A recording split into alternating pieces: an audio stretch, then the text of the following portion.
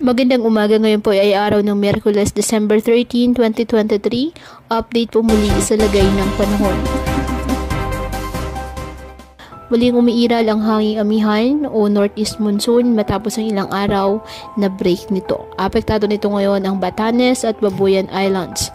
Ayon sa Pag-asa, kaya asahan po ang maulap na kalangitan at may hihinang pag-ulan sa mga nasabing lugar.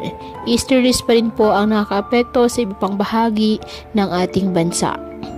Sa ngayon, wala po tayong bagyo o low pressure area na minomonitor sa loob ng ating PAR na maaaring makaapekto sa ating bansa. Samantala, isang potensyal na bagyo ang inaasahan pa rin sa mga susunod na araw base po sa pinapakita ng ilang weather models. Ang susunod na pangalan ng bagyo na gagamitin ng Pag-asa ay Bagyong Kabayan. Ngunit ang mga nasabing forecast ay posible pa rin po na magbago, kaya patuloy lamang na magantabay ng iba pa nating weather updates at sa updates ng Pag-asa.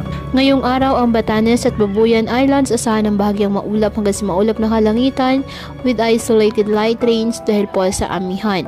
At ang Metro Manila at nalalabing bahagi ng bansa, bahagyang maulap hanggang sa maulap na kalangitan with isolated rain showers or thunderstorms dahil po sa easterlies at localized thunderstorms.